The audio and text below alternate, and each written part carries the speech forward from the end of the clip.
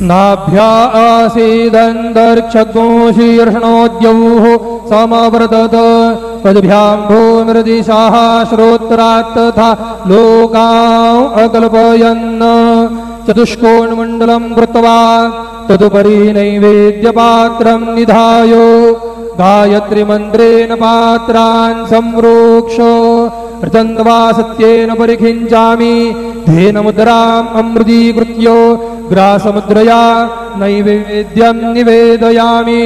ॐ प्राणाय स्वाहा, ॐ अपानाय स्वाहा, ॐ व्यानाय स्वाहा, ॐ उदानाय स्वाहा, ॐ समानाय स्वाहा, ॐ ब्रह्मणे नमः।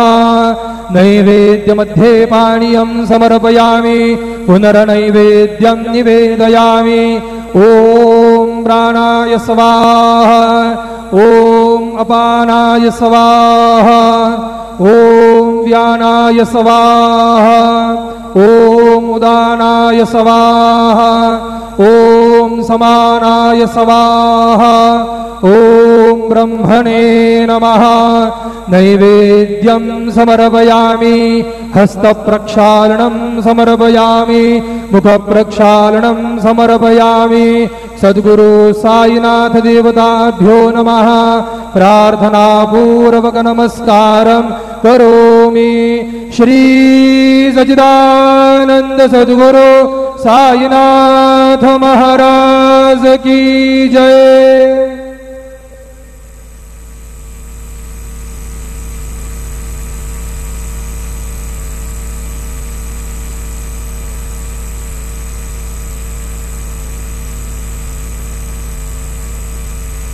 ओम साईराम। सर्व साई भक्तांना कळविण्यात येते की श्रींचे दर्शनानंतर उदीप्रसाद काउंटरजवळ श्रींचे महाप्रसाद भोजनाकरिता टोकन म्हणजेच कुपन देण्यात येणार आहे।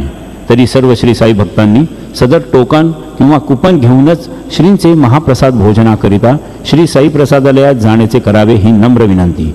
ओम साईराम।